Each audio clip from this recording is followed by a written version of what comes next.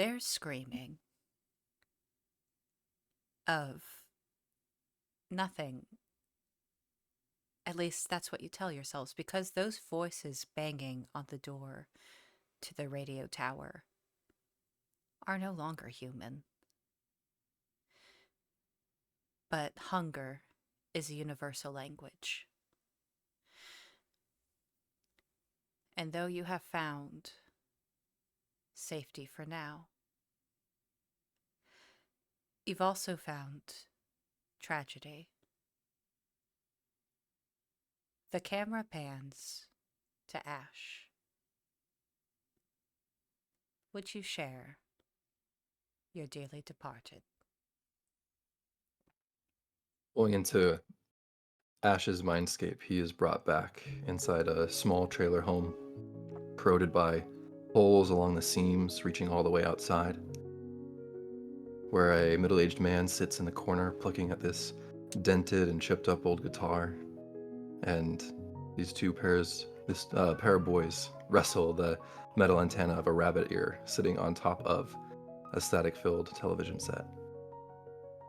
They're constantly pushing and shifting those different antennas, trying to catch a moment where they'll hit the waves just right and get something to pick up on the screen, pushing back their long hair, readjusting their baggy clothes, and bickering back and forth until on this night the dead rise and walk among us, as the ears have finally caught something.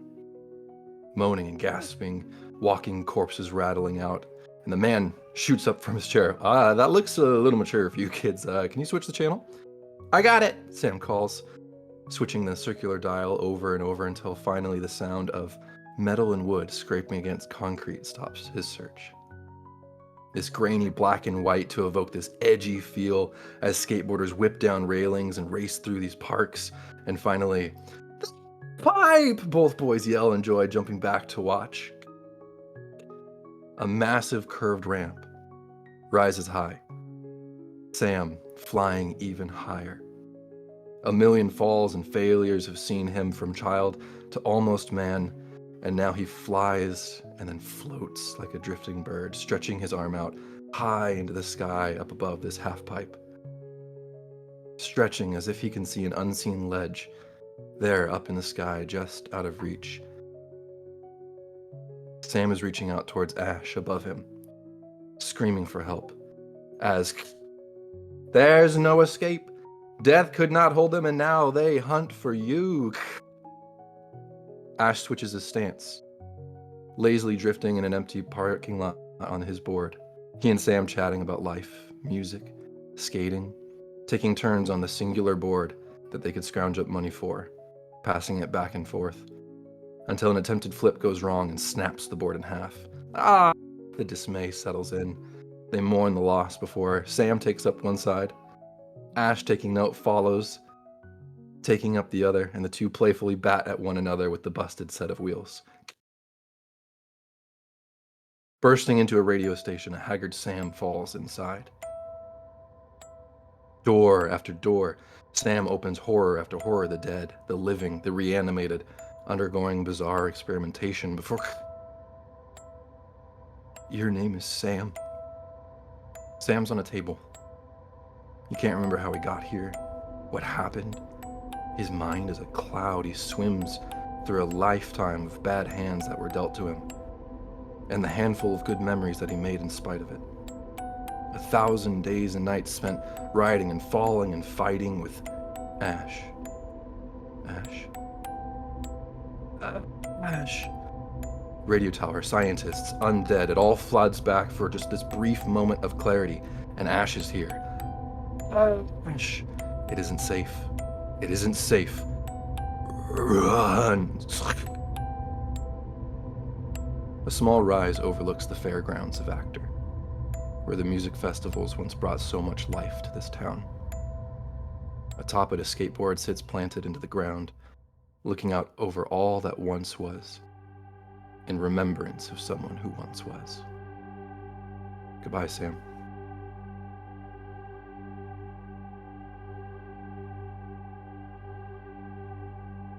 The TV goes blank,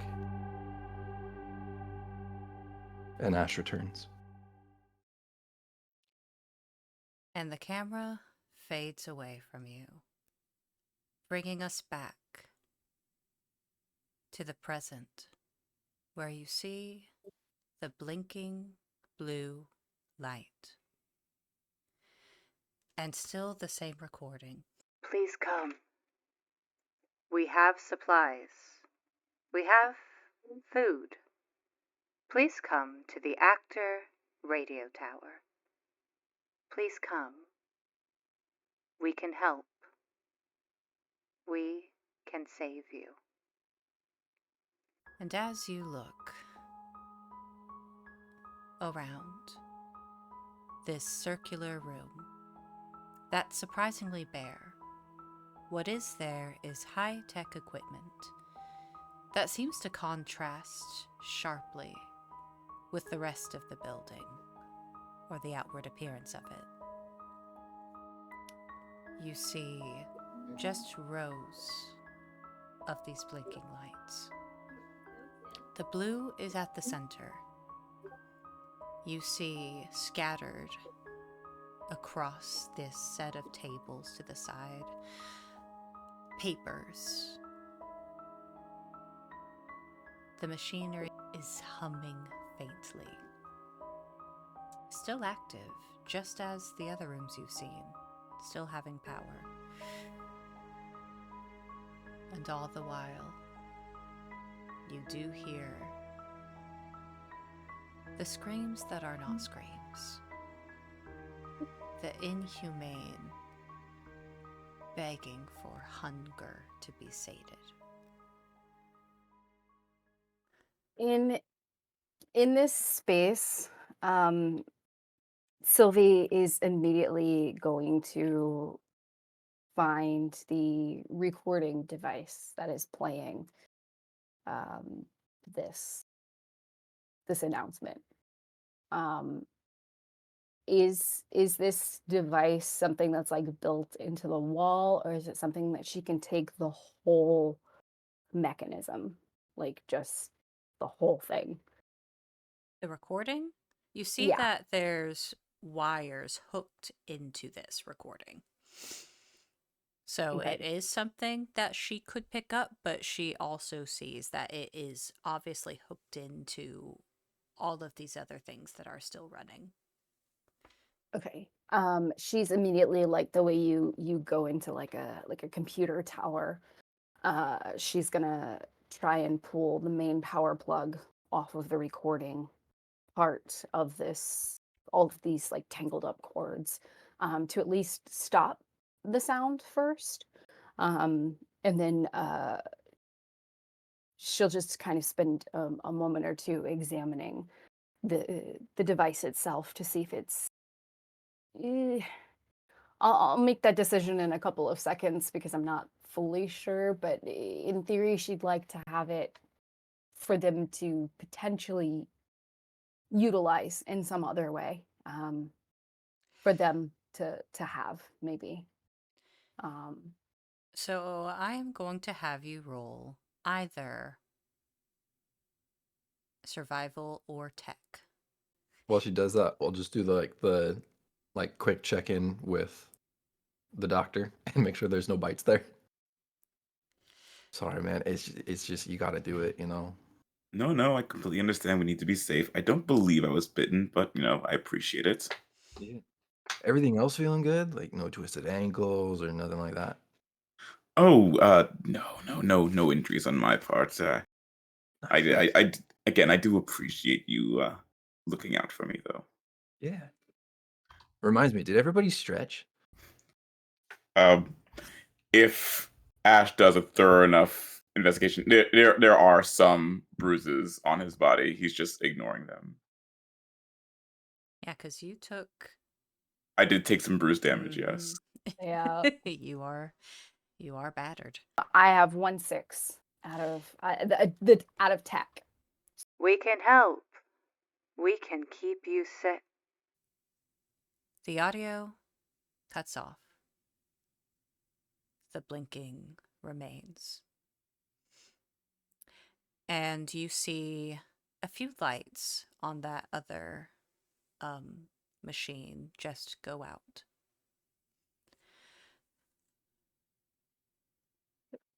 with the audio not buzzing around outside, it might keep anybody else from coming to the tower. You know, just in case. Ash will stand with the screwdriver and just, would any of this be like nice for either, us individually, or do you know if any of this like at the mall would be kind of nice?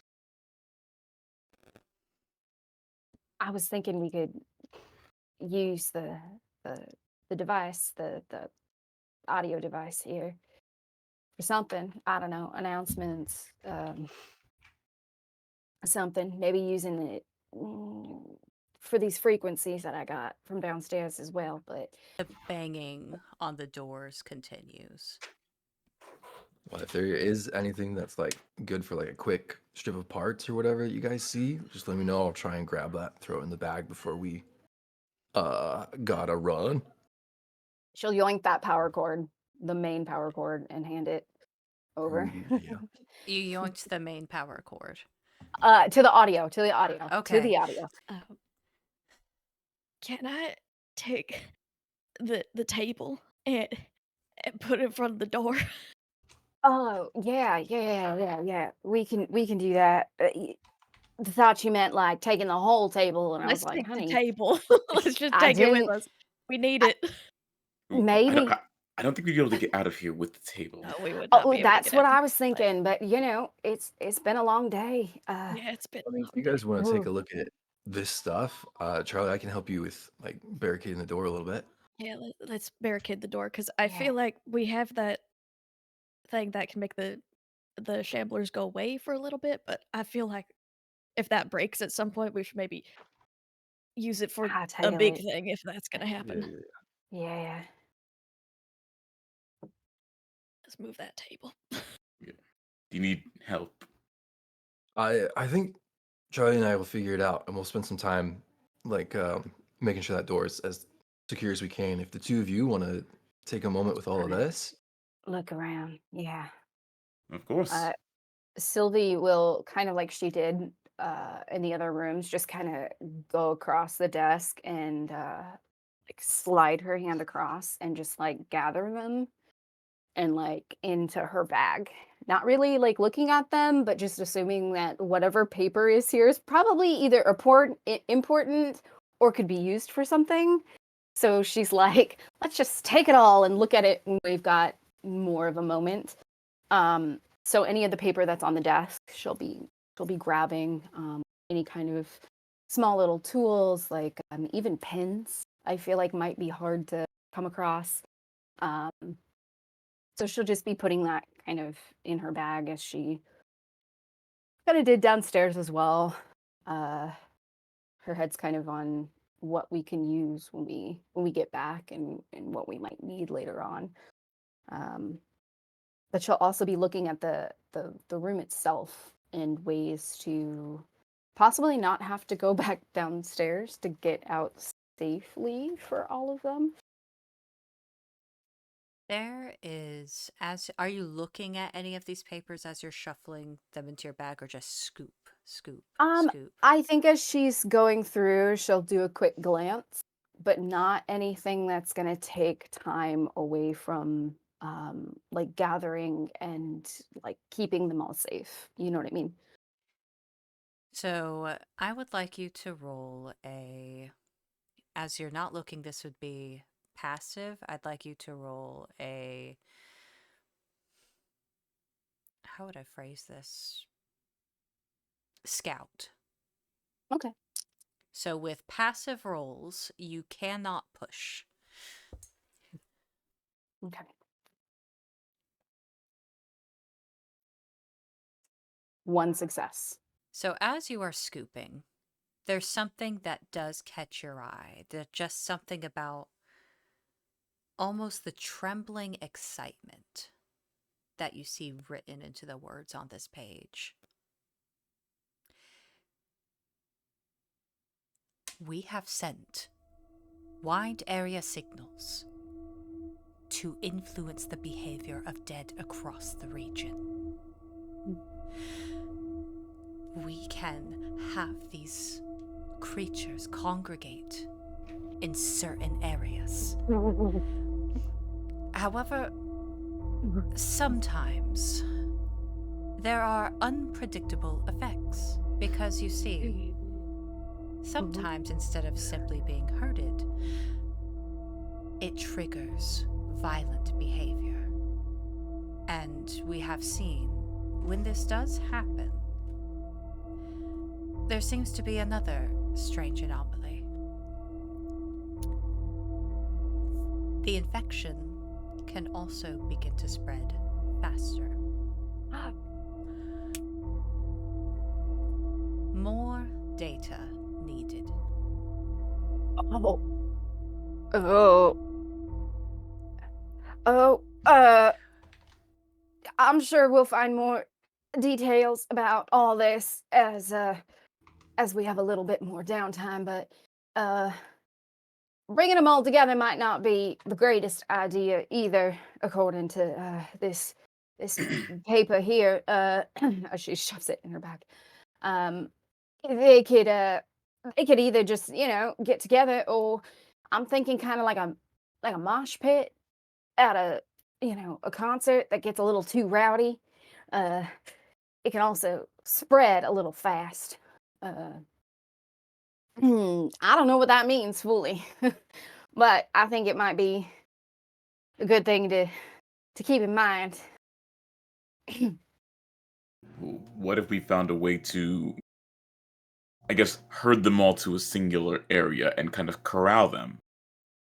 Right. Some of those audio waves might do that. Well, sounds as well, just kind of living in it, that kind of thing.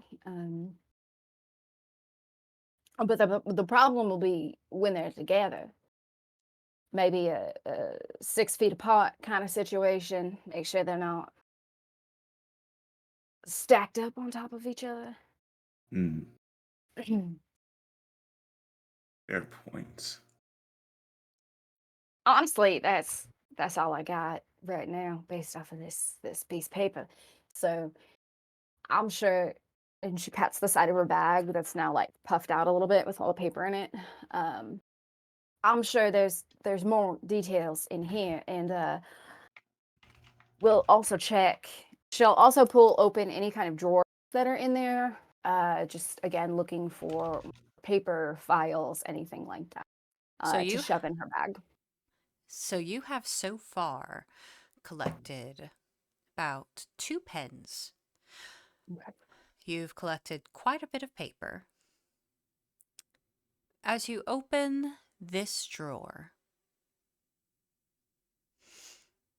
you see nothing, but something about it.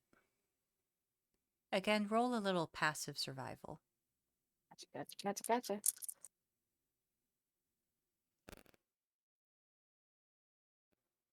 No. So there's nothing in this drawer. All right. Well, let's keep looking around as she kind of moves throughout the room. She's looking for like waste disposal or any way that they can get out now. So she'll kind of be heading like the opposite way of the door to kind of see if she finds something to get them out somehow. Okay. But we're going to shift just a bit. Dr. Yeah. Boucher, is there anything that you would like to be doing right now as Would- you watch Sylvie walking around and taking everything apart? Yeah, I apologize. Which room of the facility, like, are we in right now? I apologize. Can't You are in the signal disturbance room, remember. Okay. also known as the broadcast chamber. I would like to look for any of the broadcasting equipment.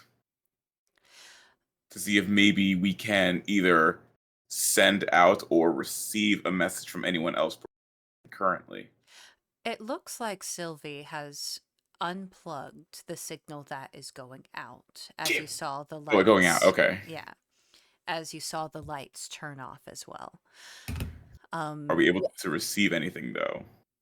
We can Roll? plug it back in. I just took the one power plug off.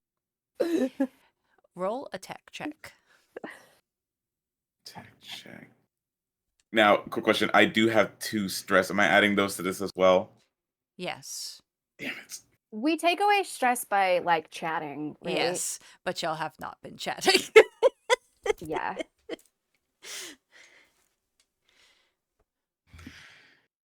Okay. Explain to me one more time how stress dice work.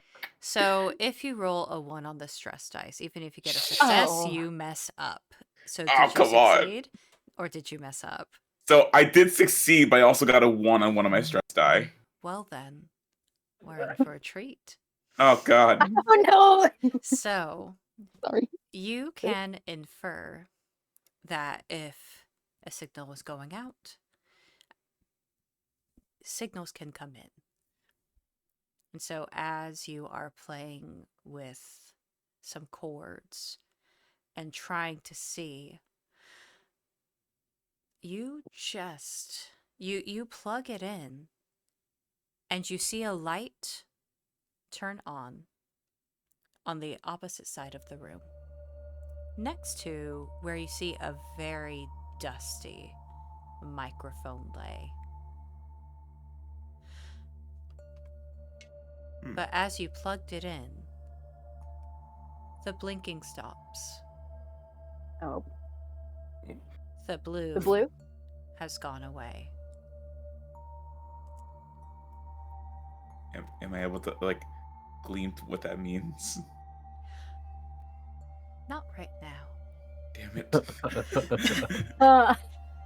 But you know that you have just turned off whatever signal was going out. Yeah. And you can infer, oh, nothing was... The audio was going out, but also something else. They were broadcasting something else that perhaps we couldn't hear. Roll a... And everybody can roll this, I suppose. Roll a scout. Okay. And I'm still adding my stress dice to these, right? Yep. Oh gosh. Stress die, do not screw me over this time. 1 success. Same season. Okay. 2 successes. It was so quiet outside. Oh man. Oh no. Oh It man. was terribly, terribly quiet. But now you hear birds, their wings beating. You hear leaves rustling as something is running so fast. Oh. Okay. As you remember what Sylvie said, we have been able to move these creatures from different regions.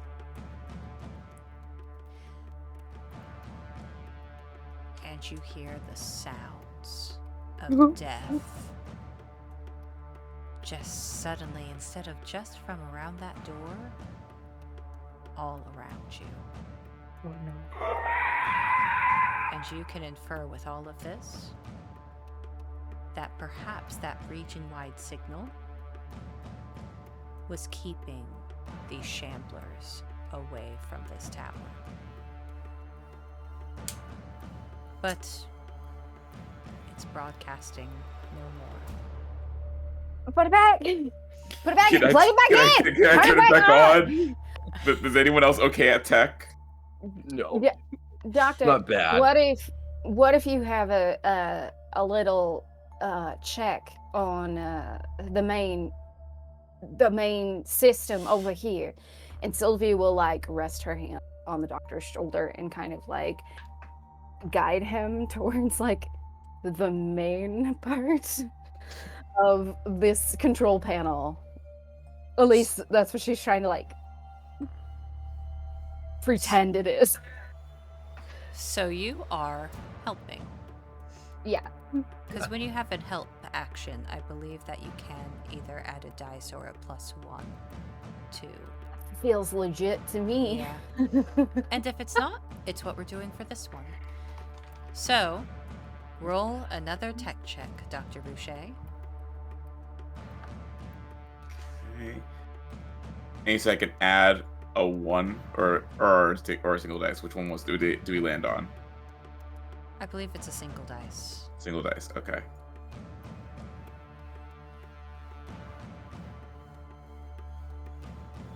All right. 2 successes. As the world is trying to envelop you in carnage and take you down to their level, just the feeling of a comrade having your back, even when you've just messed up so much, gives you the strength. You can do this, sweetheart. 3, 2, 1. And you feel your hand move and plug the signal back in. The response is immediate. Wails, teeth gnashing, and to your horror, you hear a thump outside of the window. Keeping in mind, you are no longer on the ground level. Mm-hmm. If you were to look out, you would see that the dead had begun to climb over themselves to envelop this tower. Yeah. Mosh pit mentality. Ooh. But something about this sound makes them fling themselves away. You hear the thumps as they begin to fall and do everything in their power to scramble away from this place. Though the ones inside seem unaffected. Crisis averted? Sure. Let's not touch that one. Agreed. Hey Doc, since you're the tech expert among us, any way you know how to replicate said signal and device you just unplugged might be handy to put on Charlie's Jeep. Ooh. That's a brilliant point. You want to Look at you. take a minute and maybe do a little exploring, I guess. Are the rest of us feeling kind of stressed out? I know I'm feeling like one bit of stressed out. Anybody else? Yeah. One bit of stressed out. You know the Yeah. saying. Just one. There's just one bit of stressed out, yeah. One bit of stress. I might be 2 bits of stressed out, but you know, 2 bits of stressed. Yeah, I might be. see? Maybe we should take this moment and take a breather and deal with those bits and maybe have some rations or something. That sound good with everyone? Ash will long as- fish some food out from his pack and start handing them out. As long as we're significantly safe in here, I don't see why not. I'll make sure of that as I'm like moving another chair onto the table. Right. That's perfect, Charlie, but we also gotta we just got to take care of ourselves. It's been a long day. So you might not be as stressed as the rest of us, but only way we're going to survive is taking care of ourselves as well. Making So- sure that we're in the right headspace is important. The last thing we want is for us to panic and make bad decisions. All right. You're right, but I'm sitting by the door. Amazing. And to clear stress, we have conversations with each other. Or our peoples. Yep, you have conversations with your people, or you just take a moment to do something that would get rid of that stress. If we're safe up here, everybody feeling a little anxious still. Y'all mind if I just kind of release some of that energy for a minute? Just kind of get it out. Might be a little loud. Does that concern anybody? Or yeah. Not particularly. You wanna Sylvie's use, gonna like, the studio? Oh, that's a good idea. Is there like actually like a like a studio area that we can make a ton of? Well, we could technically make a ton of noise in here, can't we? The Shamblers are already outside our door. Yeah, so they know we're they, here. They know Okay. they're not leaving. Yeah, might as Fun well. fact. Well, There fun fact, is. they're not leaving. They're not. They're hungry, and you're there. Poor thing. Sylvie will like face the door as Charlie is like sitting down, and she'll like shake her hands out, and she'll kind of do a couple little stomps on the ground, kind of removing some of this anxious and stressed out energy. And she's like, anytime we anxious and angry with any of our cousins,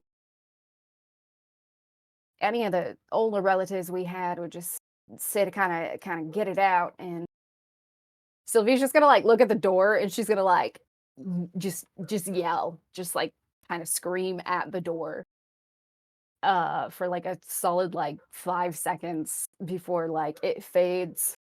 And she like takes a big deep breath, and she goes,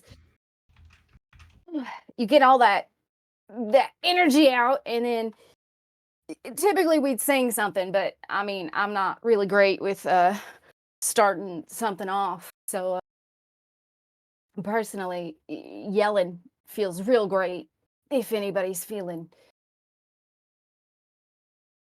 the urge. And I feel like, Ash, you'd be the one to know, soundtrack wise, what would you pick as the best soundtrack for this moment in time with us trying to get out of here? And feels like your expertise in this moment. I mean, like, I'm always a kind of sucker for a fast car. We have a Which- vehicle outside. I'm not sure how fast it is. No, the song. It's pretty phenomenal about, coming to terms with the situation that you're in, kind of aware of all the ways that life is crowding in on you, and how sometimes you gotta bail and sometimes you gotta grit under and pull through. Yeah, it's always been it just never stopped being relevant, Pyreiia She's had as a some great player hits. just realized, like, I was like fast, and I was like Rascal Flats, and I was like no, and then Oh. it clicked. I was like,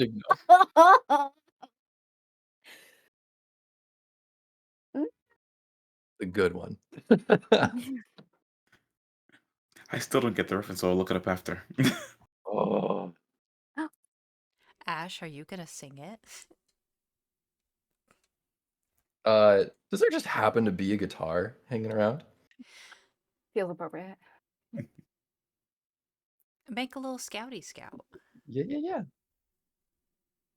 He'll kind of be Also- glancing around, and he'll share. It got covered a couple of times, which was really sad. Because the original artist, Tracy Chapman, truly phenomenal.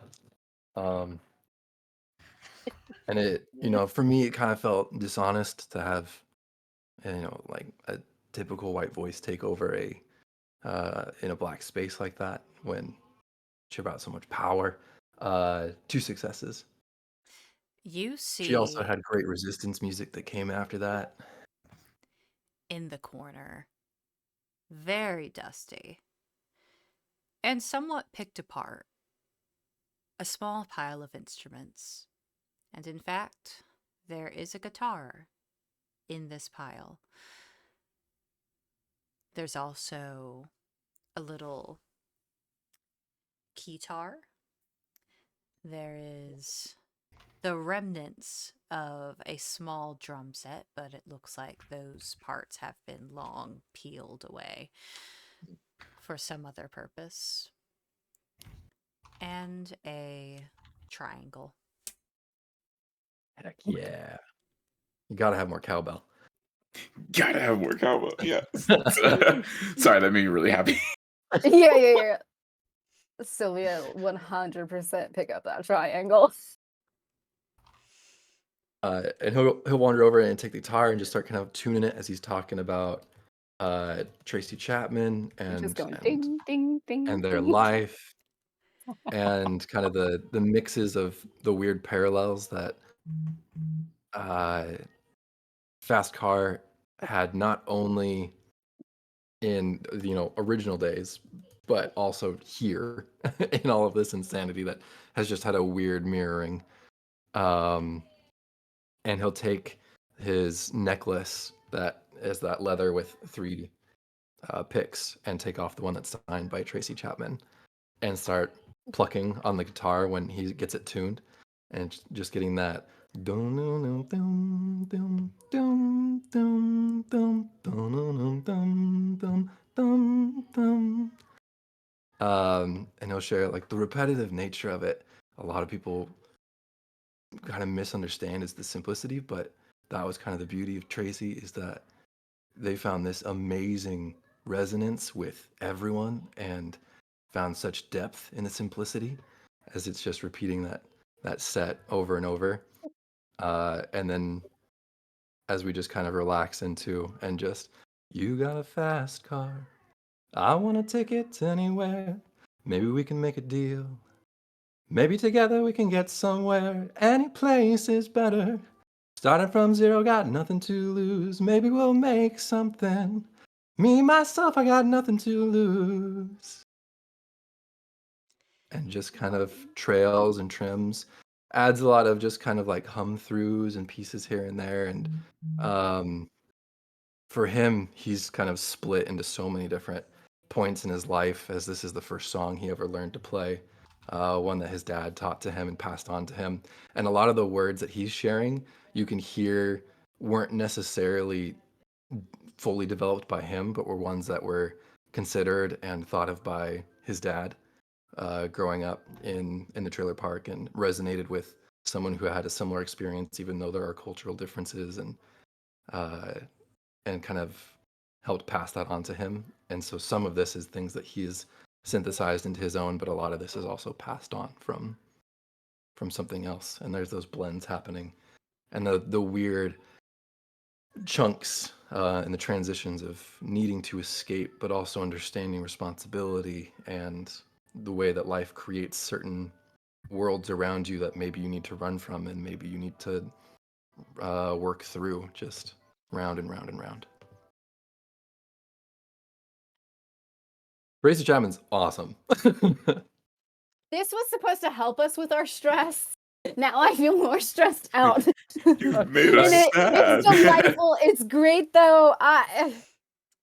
And he'll switch it to kind of almost like lo-fi style, where he's mostly just kind of like humming and playing that beautiful melody over and over, and then we'll occasionally just kind of like put in a little bit of chorus here and there, and so it just becomes more of like background of light jamming, and then every once in a while he just kind of gets taken up and throws in a little bit of the lyrics, and then goes back to just strumming again. You get a very offbeat triangle every once in a while. So just a ding. Sylvia's not musically inclined. Charlie, this music, this guitar, even though you're up against this door, you feel yourself relaxing. You're listening to Ash chatter about all of little glimpses of his life. But soon his voice melts away as you remember a different guitar. You're not sitting against your barricade. You're sitting on the ground, grass beneath you, as your group is finally safe. And Blake plays at the head, strumming, and you know that every so often, probably too often, his gaze finds you, and his smile becomes just a little brighter, a little happier, and he's just, you've got a fast car, I've got a way to... Sorry, folks, gotta do something. And he takes down his guitar, jumps off from this stage, which is really just a pallet that y'all have found. And there's a few that look confused, like, why has he just stopped playing? And he's just moving through them, kind of like low-key shoving them aside a little bit as he runs straight to you. And crouches down in front of you. Is everything all right? You know, I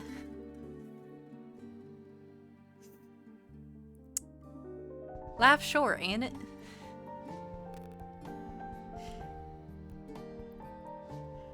Yes. And you know,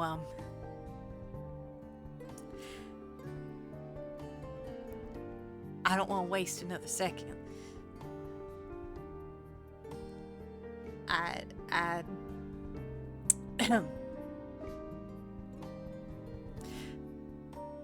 I love you, Charlie Alves.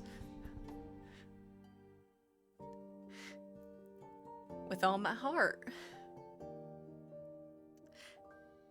Ever since I saw you kick that jack across your yard when you were struggling with that tire.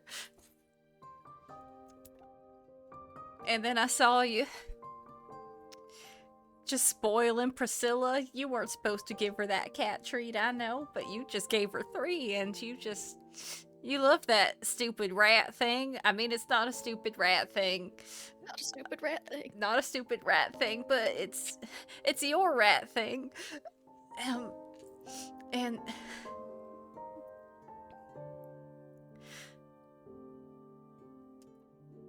I don't want you to go one more day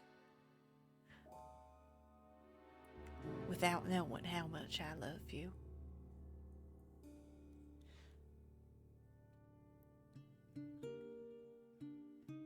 Oh, wow.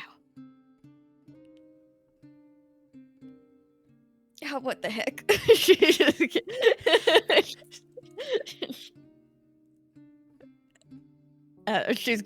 gonna kiss him in front of all these people, which is so out of character for her.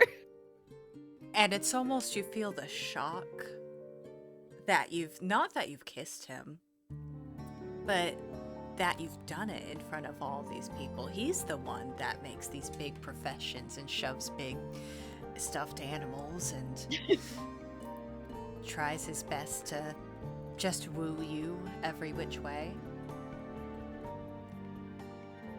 And you feel his arm gently wrap around your waist, the other one protectively curling against the back of your head.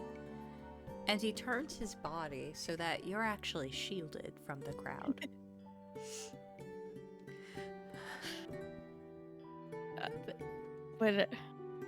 When all's said and done, I think she just, the smile fades for a second because a lot has happened since their last grand gesture, and she looks desperate for a moment and just whispers in his ear, "Stay alive, please." And he takes his hand slides from the back of your head to nestle against your cheek. I'm going to stay with you for the rest of my life, Charlie Owls. And you see in the corner of your eye a new burn mark against his wrist that's closest to what's cupping your face.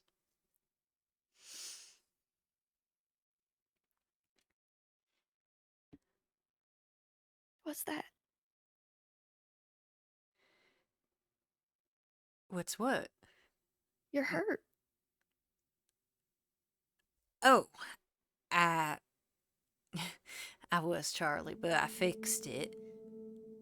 Got a little something right there, but I just, I think your daddy said you just burn things to make sure they're clean.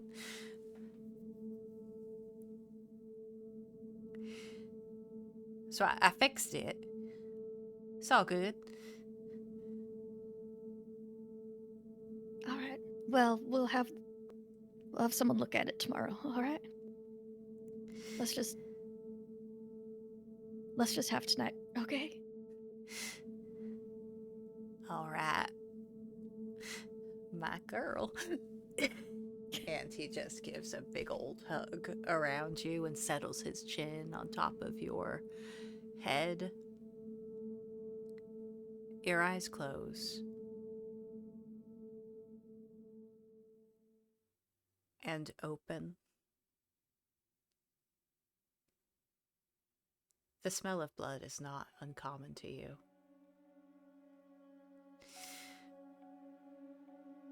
You're the only one there. Except for a shambler that has his arms wrapped around you with a burn mark against his wrist.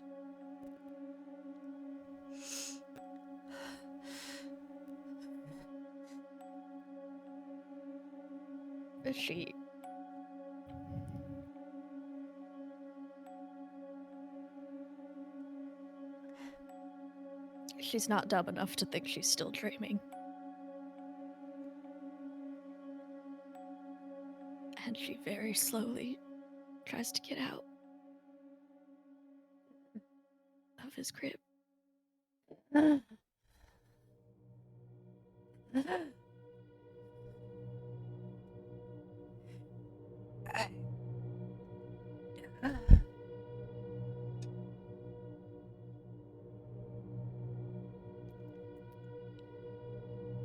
This shambler,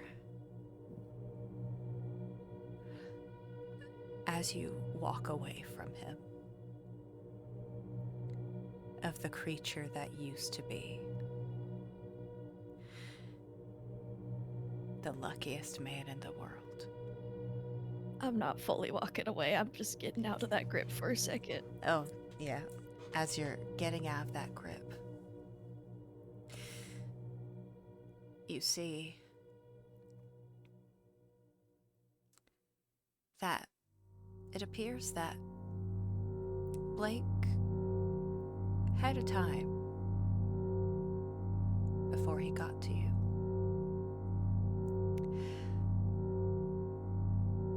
And your allies, the last scrape of the town that you held dear lies around you.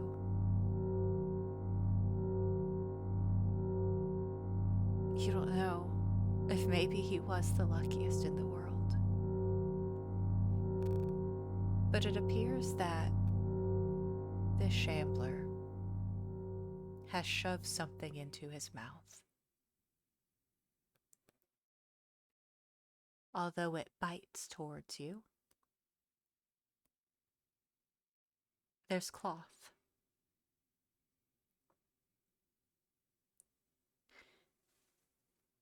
Tied back now very loosely.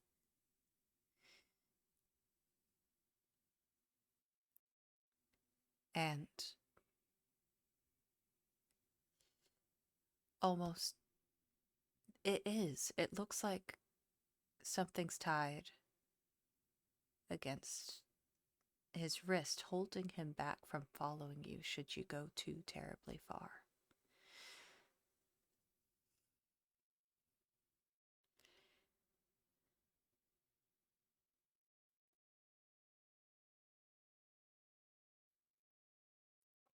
I lean back down closer, and I grab my axe from my farm at home. I grab my bag, and I grab as many supplies as I can. As you begin to move, you realize it appears your hip just really hurts. And if you lift up your shirt just a bit, you see the indent of a hand that must have gripped so hard.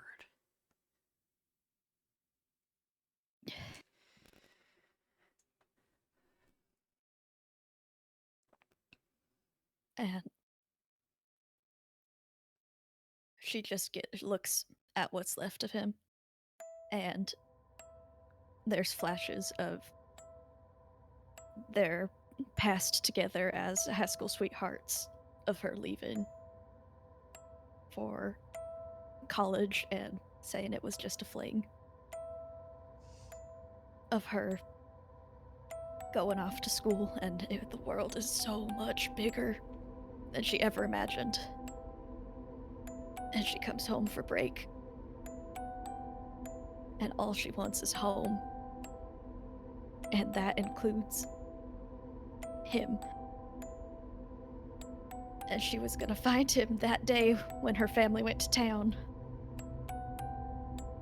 And she still somehow got lucky enough that he jumped into her car when she got into town. And all the shamblers were there. And how did she get lucky enough to find someone like him again? And finally, last night, she thought maybe happiness could come again. And she looks at him, and she thinks of that night last night, and his beautiful voice, and his beautiful, stupid self, who tried to burn off a bite. And she thinks of the kiss, and she wants to scream, but she knows all that would do is attract more. And she quietly digs the axe into his head and lets him fall to the ground. She goes to the pallet that he last stood on to make his declaration. She grabs the guitar and drags it behind her as she limps away, not looking back once.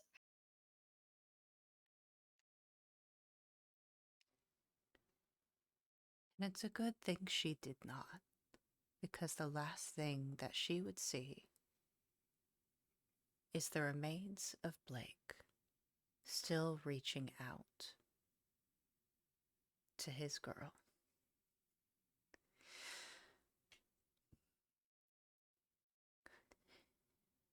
And suddenly, as his voice is gone, the guitar remains.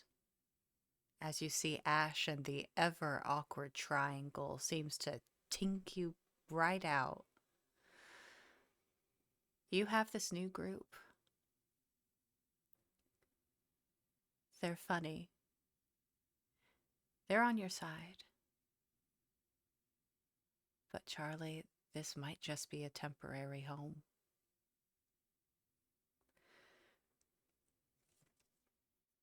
All of you can lose a stress die.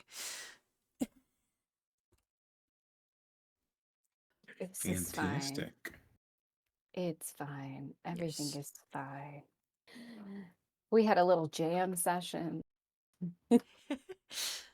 Just a little nice jam session. I know what you're talking about. Silly Rose is gonna be an expert on the triangle, but it's great, everybody. All right. Rejuvenated, and as that final bell ting, you hear a as the zombies still continue to try to get at this door. It's like, oh, right, they're still there. They're like, but it's not budging. It's not budging. They are just there. Ever present, as they ever are. Good job setting that barricade up there, Charlie. Seems to really be doing the job. Yes, thank you. Well, that's what I'm here for. Everybody feeling a little bit more rejuvenated and ready to run a marathon. Definitely ready to get out of here.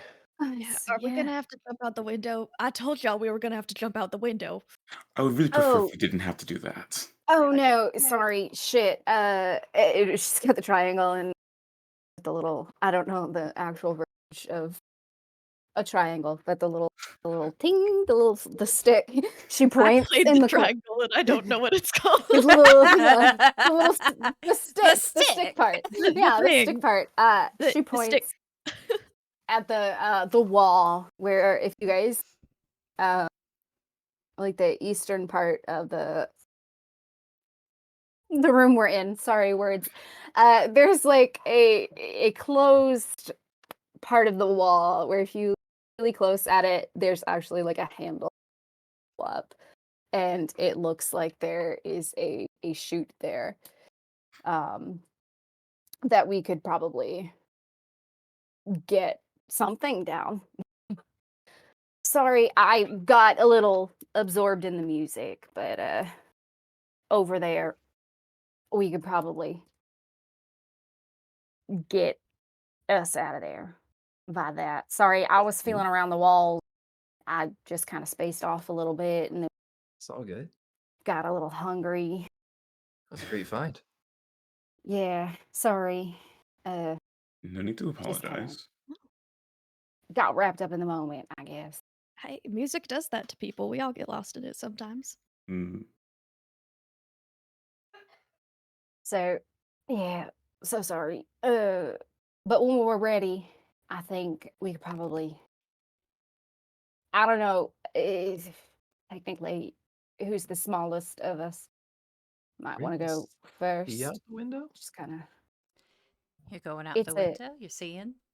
Are we able to see out of it? Yes, if you go to it. Never mind. Never mind. Goodness gracious. Ash will tiptoe like a cartoon. Oh, no, he'll stride over to the window and take a look outside. All right. As you tiptoe to the window, although you saw so many flee, there are some zombies that appear to have gotten stuck on the sides of the radio tower.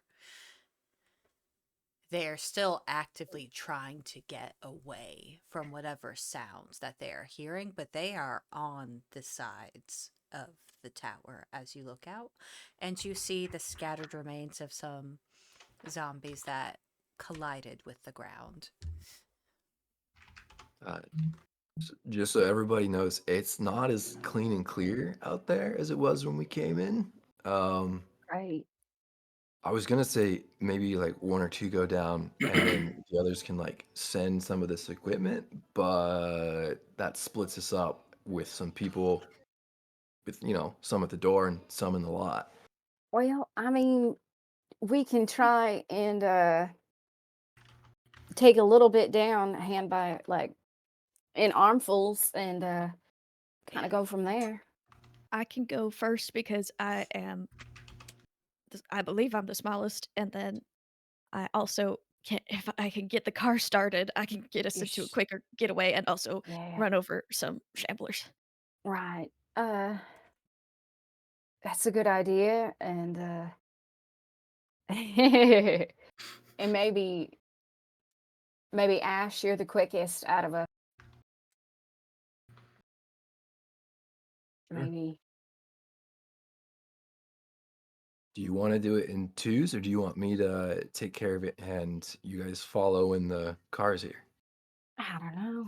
Well, Buddy system. We are not Yeah. leaving. Buddy one system's not a bad alone. idea. yeah. I think the doc and I could stay up here and try and salvage what we can while you're getting the car and get it into the dumbbell waiter over Yeah. there. Oh, you sneaky. I'm Kinda. strong. Maybe we can move past without having to fight through. Yeah. You okay with that, Charlie? Yeah, I can do it. I have a 3 in stealth, Okay. Uh, Yeah. so it's not entirely bad. Yeah. What do y'all got as far as tools while you're down there? Do you want one of these bottles here? And Sylvie Rose will pull out a Molotov cocktail that she's used once. She has 5 left. So she's gonna pull. Why do you have pull so many one. of those? Because I rolled real nice for that one. On the table you roll for. No, I that used was one. that was Dr. Desmond asking. Yeah. Listen, you got to be prepared. It worked, and it's a nice distraction. I mean, it is better than using a pistol. I got that too, but It's louder loud. than using a pistol. Exactly. So, well, we can go ahead and give you guys one of these as well, if you want to distract. And show hand. Who technically Ash is more Dexy, right? To like throw something. Yeah. Dexy Yeah. boy. Would it be Dixie. ranged combat for that? I'm not sure. I can't remember. To throw. It Because would. if it, What do ranged combat? Yeah. I have a 5 total for ranged combat. Oh, Okay. just kidding, Charlie. I got you with a 6. I'll give it to Charlie and be like, here we go. You know, as a decoy if you need it. I got some moonshine too if you need a, Oh, quick. little drink of that. I mean, Maybe That's a bottle of moonshine around if anybody wants it. maybe Sylvie save Rose it will for take if a we drink. survive. they could swig. Oh, listen, I don't mid swig. Doctor says that. It's like passing it back and forth. Yeah, Oh, there's well, plenty. I got 3 bottles of it, Doc. Don't you? You got 3, but where are the other 2? She's got a pocket. This is my moonshine pocket. I don't know what you're talking about. You have a pocket specifically for moonshine. I love the logic of this. You have got- a pocket for Molotov cocktails and one for moonshine, and if you It's ever mine. mix them up, there's a That's where the survival really comes in. Coming in We clutch. constantly see her just like pause and be like, "Is this the right pocket?" Yeah, I think so. Listen, you don't know. I'm prepared. That's very true. Yeah. We got a plan. If there's room for it, I'm gonna try and take the tar too. All right, so you're going why into not? this dumbbell waiter. I'm prepping, grabbing the guitar, and if there's a moment where Rosie is semi by herself, we'll wander over and just, are you comfortable being alone with the doctor? I mean, Charlie's brought up some, uncertainty about his thought processes while here. Are you okay? Listen, I had a lot of pockets. I'm used to handling weird stuff. So I think I'll be good for a little while. If anything funky happens, I mean, don't get me wrong, I don't particularly want to waste, some ammunition, but I'll be okay. When we came in, you found a unique headspace. How are you doing with that? Trucking along, you know. All of you, everyone here seemed to experience something somewhat similar. Mine was just a little bit more vocal, you know. You can't be feeling the greatest. No, that was not fun. Yeah. Mine was just momentary vision, I guess. Yeah. I don't know how to explain it. I'm gonna blame it on the stress. I like that. So I think I'm good right now. If you Feel need to like what check in or support or whatever, right here. I appreciate it. Yeah. That our little jam sesh there seemed to help. Really, Good. If I can really get this help. back, man, Iron's gonna hate it. Wonderful. Maybe I'll try and bring that little triangle too. Follow him You want? around when I'll he's throw it in making my bag. announcements. Just ding. It'd be perfect. Brought it back just for him. I'm ready. We gotta We show him. got it. Exactly. We got this. We got this. And if push comes to shove, I think the doctor will be just fine. One way or another. I'm sure I'll be okay. I don't know. It's a It'll small be room. fine. It'll be fine. What's the worst that could happen? I don't know, man. Just make sure we get that Jeep ready, and we'll make sure that guitar gets down to you. All right. Don't take extra risks. You hear? Yeah. Yeah. All right. As you open, oh, I'm so sorry. I was just Okay. gonna say I was gonna try and get going before Charlie tries to front it. All right. You're racing to Ooh. see who will be at the front head of danger. Charlie's But as It's you too open late. I it, didn't have a conversation with anyone. I'm already Charlie's there. Charlie's already there. Charlie's and Charlie, the door doesn't look quite as secure as it did like 2 seconds ago. Charlie's not falling for that. I made sure it was secure. The angle. But how sure are you really? So sure. It's like when you lock the door and you're like, did I lock the door? Did I lock the door? Did I barricade the door with enough furniture? Let me go check. Let me go check. It's fine. But as you approach Ash and see Charlie already in there, you see that this is actually a pretty ample space. It appears it has been modified a little crudely, but as you look around in all of your own, like, stealing of, procuring and borrowing items, and you know how things can just work together, it looks legit. It can handle the weight of 2 people. So this, what you've seen, it must have been a way for them to get out should an event like this have happened. So you can both go at the same time. You want outside wall or inside wall? And, no preference. I'll take outside wall. Any issue with like claustrophobia or anything like that? Are you good? I'm good.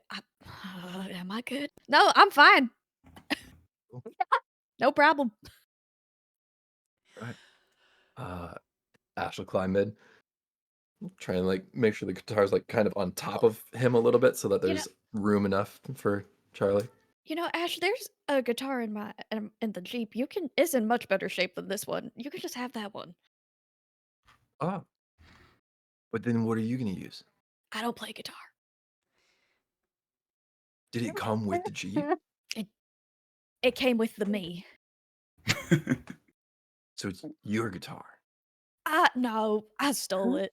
And you don't want? Oh, it's all right. I think it would go to much better use if you Oh. had it. I'll hold this one in case we need to get a little rock and roll instead of acoustic. And then we have a spare guitar. There you go. And Charlie, the thought of someone else creating something beautiful from the instrument that your beautiful man used to play, something about it just warms your heart, and you lose another stress point. Fine.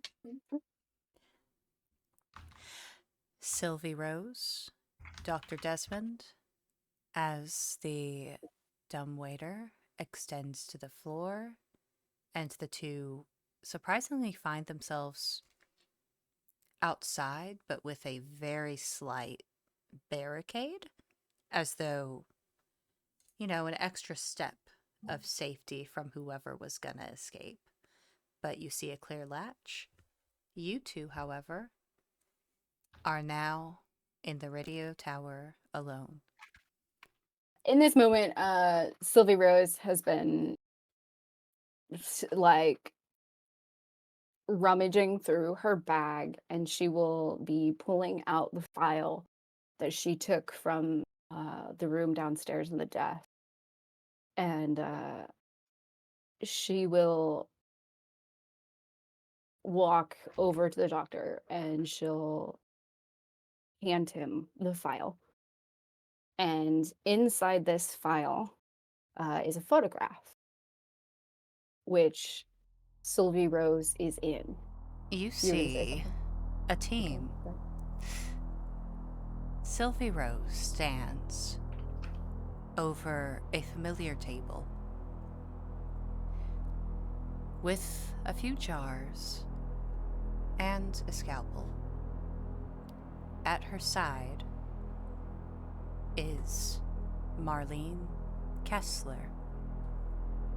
And through this picture, you can see on her robe Dr. Marlene Kessler.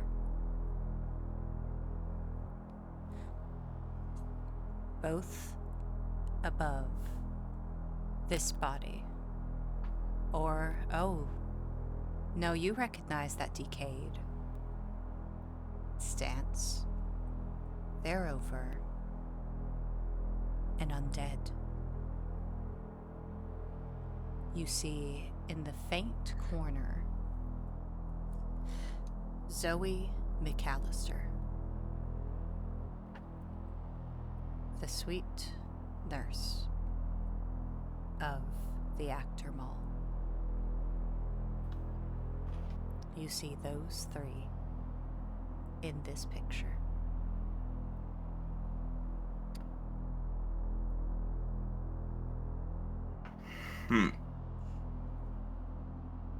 Are you seeing what I'm seeing? I don't know. What are you seeing, Doc?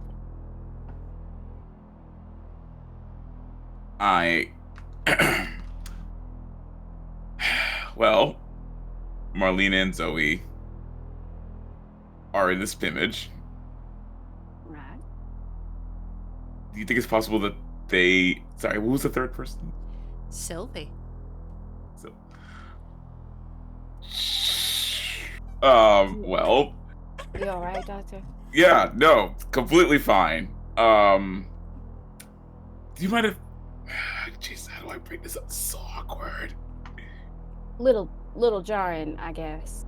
Yeah, do you want to care to explain? I'd be curious about your thoughts first. What are you thinking in this moment?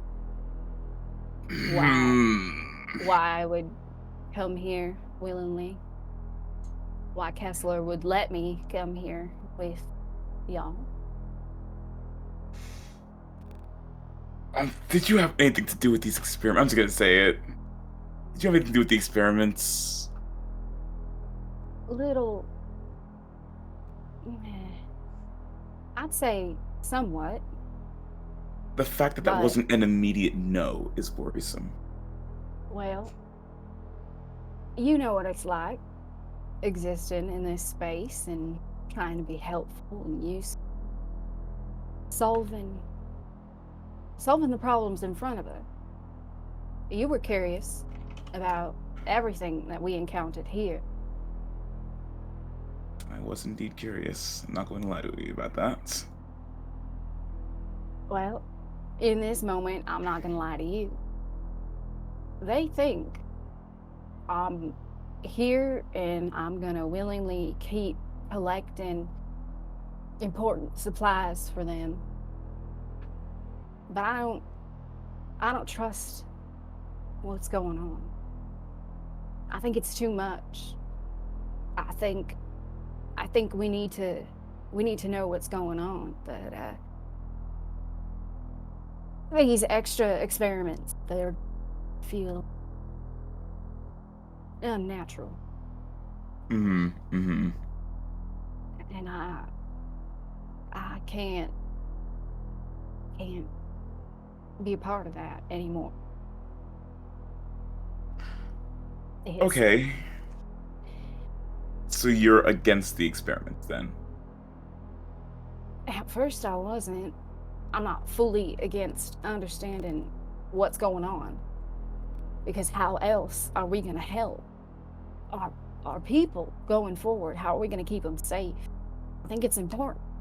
And I think you understand that it's important to know what's going on. Your curiosity, my curiosity, I suppose, even the council's curiosity, important. But there's lines. So wait, is the entire council in on this? To varying degrees, I suppose. I'm having a little bit of an inkling that some of them are also feeling, but I can't be sure, and I can't fully tell them this either. I'm kind of stuck, so to speak. It Stuck. started out just me using my ability to scrounge up herbs and roots. You're a doctor, and you understand how important nature is, creating everything that we use. Knowing what plants and roots and everything to bring back to use to keep us safe and healthy, and you know how important it is, and I know how to do that. I learned a lot from my granny and even my pa. My other family, we know how to live off the land. And that, for making medicine, helpful. And that's what I thought I was doing at first. But Kessler seems to have a different view. Oh, Yeah, and what would that be? a little more extreme. The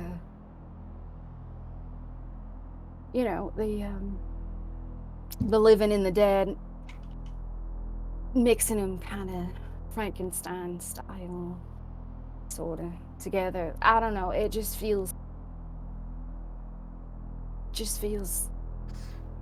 like jumping into the fire. Little too. No, I can understand the trepidation. And nothing you've said so far seems completely illogical. Right. I'm worried how far they'll take it in learning about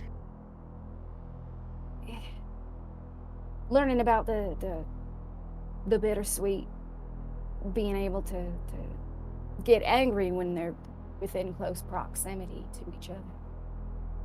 I feel somewhat like they've been training them, and I don't For have a what full exactly? scope. I don't know. I'm worried that it might be some kind of human hybrid or some mixture of all of it. I honestly am not sure about my scope, but Kessler didn't give me full reign of it. She sure knew how to keep people under her thumb, so to speak. Where else would I go? You know? I just don't think that her and her team are looking out for all of us. And I think it's important to share that with people you trust, and you showed curiosity in a way that might be helpful. Not that the others didn't. I think it's important to let them know as well, but maybe not right at this moment, you know. Okay. I do agree in the whole not exactly revealing everything to everyone right now. We're kind of in the middle of a situation, and this could, Yeah, and I that's what I'm was, looking you for, know, raise tensions. right, and when we got here, I was kind of out of it too. You Not were. I really. was actually going to ask how you're feeling. I guess I'm, that can wait. I mean, I'm feeling fine. I haven't noticed anything or thought of anything weird. Well, No weirder than visual what's or auditory going on. hallucinations. No, I truly wonder if it's just a moment of stress. I don't know. Human psyche can be weird. It can be, yes. Yeah. So, if you were sort of kind of in on this whole thing, why do you think they allowed us all to come here, knowing what we could find? Do you think perhaps they didn't Honestly, expect us coming back? I don't think they expected you to come back. The rest of you. So they expected just you to come back? I don't know. Does that mean they expected you to us? I think maybe they expected you to fumble into something yourselves, honestly. Given our group, that's not unlikely. Yeah. I think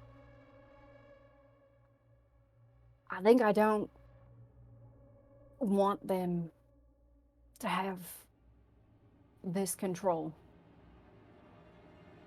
I think that it's going to their heads, and I'm afraid of what they'll do with it. And you've seen some of what's here. I mean, we didn't get into that one room downstairs. Which room didn't we get into? Locked off. It's not the reanimation room. No, Is it? we pretty sure we were in the observation. Did we go to the failed blank chamber? Like we couldn't You read the did first and not second go word? to that That's chamber. it. There we That's go. it. So Okay. you did not go to the failed Okay. reanimation chamber, which you Listen, would know, Sylvie. yes. Pyreiia, I forgot the name of it. It's been a couple of weeks since I've been here. In that failed reanimation chamber. Reanimation. That was the word we couldn't get. Yeah. I don't think I've fully been in there when anything's been in there. So I've only seen it empty. Hmm. I don't trust what could have been in there. Or well, is in there right now.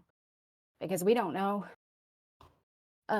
if it's reacting to the bittersweet being around it, or if it's having an adverse reaction to blue light, the signals from anything, and I feel like it's too much to risk. But That makes sense. I suppose my biggest concern now is if what you're saying is true, then it's perhaps possible that the heads of the Haven don't have the best interest for all of us. Not sure how to phrase that correctly. that's what I'm worried about, is that they're going to take it too far. If they were willing to just throw y'all to the wolves, what are they going to do with the rest of everybody? Hmm. All of us offer value to that place, to make it a home, rather that be physical strength or the empathy and happiness shows. That's important too. We can't survive not being human. No. No, I suppose we can't. So I figured I'd soft launch it with you, since you've shown the most curiosity. With our trip back, we might fill in the others. So the problem is, it was probably safer coming to me about this because I, as you pointed out, was honestly pretty fascinated by this whole thing. Exactly. I'm not sure how the others will feel about it. See, that's why I didn't say it with them right. I just, maybe we'll hold on to it. See if You hear a banging. You see the furniture moving. oh well. Oh, well. Each bang. And you hear the hisses of something you've never heard before. It's silent. Hisses? I think we should probably get the The hell door out of here. bursts. Yep, shut. We go. Why am I here? Door What? Oh, bursts. And you turn and see not only these shamblers, these bittersweet, scrambling towards you. You see this mosaic of what was once human and undead beginning to barrel towards you. Half its face rotting, the other face pale. And it seems to step over all of these lesser beings, trying to come towards you too. amazing. We hate it. Fudge. We hate it. We hate everything. You don't about have long to this. react. Window. Okay. Go, go, go, go, go, No. Go, go. go, go, go, go. We're Where are booking. you going? Out the. Can we? Are we going out the window? Can we reach the? Are you going out the window? That would be my plan, but I don't Okay. know how good idea that is. You That's a bad idea. roll We're on the top of survival. the tower. Roll survival. You're at I'm the going- window. I'm not going to the window. I'm going All right. to the chute. Roll. Oh, that wouldn't be survival. My apologies. That's my D&D. Wait, what floor are we going on right in. now? The top. The The top. top. We're at the Oh. top. Nope, you've already said okay. it. You're Damn committed it. now. Wait. You're going. Oh, okay, well, You're I'm gonna going. die. Both of you I- roll mobility. Okay, can I grab the doctor? It's nice knowing you guys. One success. All right. Sylvie, you make it into the dumb waiter. And for a split second, you panic. Because you remember, oh, it's not back up yet. But, Sylvie Okay. Rose, you are a Willard. And you survive. So you grab onto that cord that would Yeah. take you down. And remind me what you're wearing. I've got a vest on and like cargo pants with pockets and just like a black t-shirt and Okay, so not long sleeved. So Probably you not. do take a point of damage as you hold onto this cord and slide yourself down. that's fine. It's fine. Dr. Desmond, Oh god. what did you roll? 0 successes. Oh shit. Would Oh. you like to push? Yes. Push. So now back up to 2 stress die. Question. Yeah. If I get a 6 on one of the stress die, does that help me? Yes. Yeah. Success. You are going to survive, Dr. Desmond Boucher. Oh. You are going to, by the love of everything, by the love of your wife, by the love of all of these experiments that somehow went from under your nose, and whatever this thing is going for you, you break through this window. Glass sputtering, and these shamblers that are clinging or forced onto this wall automatically try to retch themselves towards you, hungry, teeth gnashing. And your blood is fresh and sweet in the air now as Oh, no. you have gone through this glass. But you go down, down, and hit some awning and kind of slide off to the road. You take...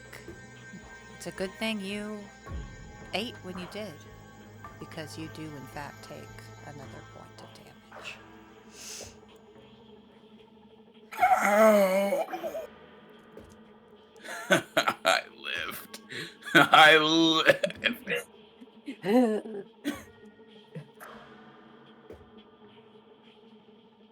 And you hear this echoing, Sylvie. You hear, as well as Charlie and Ash, you hear the I lived, and Sylvie. It's such a bad moment, but you remember the radio tower. Why are you so upset, Sylvie Rose? The camera pans to standing in front of this tower, Dr. Marlene Kessler. You chose to stay. You had time to go save your family. You got ample warning that the herd was heading that direction towards your oh, what do you call it? Homestead. Don't Like be tears. angry. Full on tears coming out of her eyes, her nose, like just gooey, be gooped up. You're crying now. You can't help others until you help yourself. And I thought I'd have enough time. If I would have ran back, it would have been just like them, and they wouldn't come with me. None of them. They were so stubborn. We've been doing so well for the last several months. You know as well as I do, we've been trying to. I've been trying to get them to come with me. But Sylvie Rose, now that they're gone, you have the best opportunity to put your skills to use. You know your grandfather is so stubborn. What wouldn't he do to come back? What do you mean? Well, we have sent out a party. And they are probably not with us. But we could still use them, Sylvie Rose. After all, you Willards do love to survive, right? So why don't you wipe away those tears? And we can bring your family back.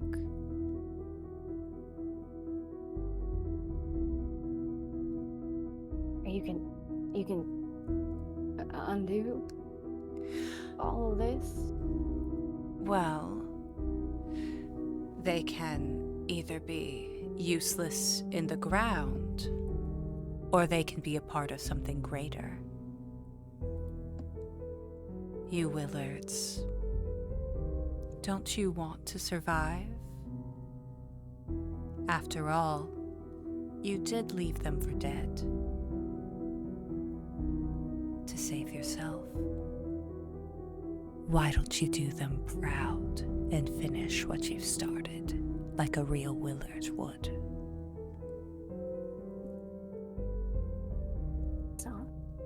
That's not what I did. That's not it.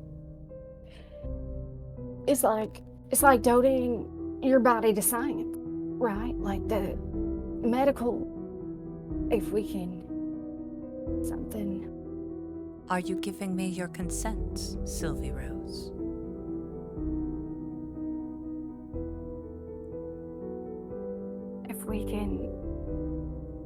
If we can make a hopeful something, a future answer question, they would want that. They would what? They would want that. They would want to help. And suddenly your memory shifts to upstairs, where you saw a familiar half of that face, of that thing going towards you.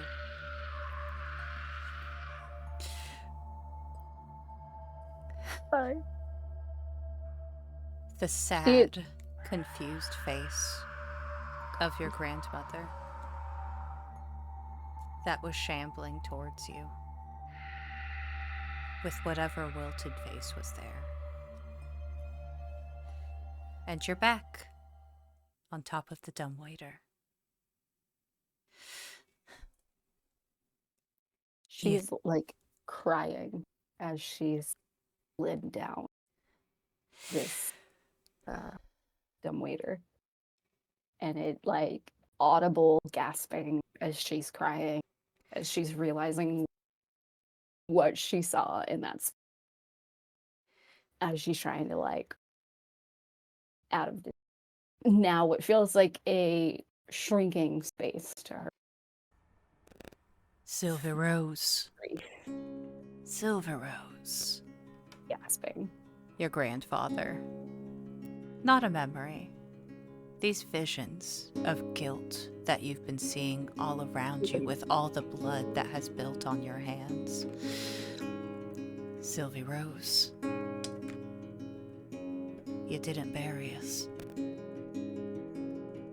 But Sylvie Rose Willard. They messed with your kin.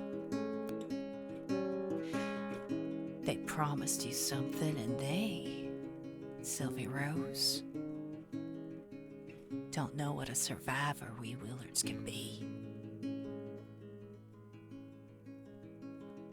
You gonna get 'em, girl?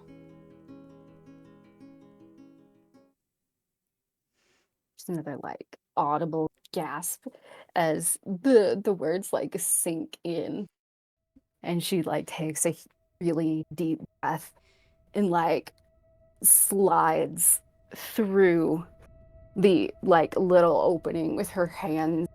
In this moment, it parallels to them entering the building, the blood on her hand, but this time it is her own flesh that is now raw from going so quickly down this chute, and she is now having those words settle in her brain, and all she can feel is anger. She gets out and she looks at the group, and she's like, we gotta get out of here. We got some work to do. And the scene ends with Ash, Charlie, and a very bloody Sylvie, which across the way, a somewhat bloody Desmond Boucher lays surrounded by zombies that fell from the tower earlier. All around you, the echoes of Achter scream.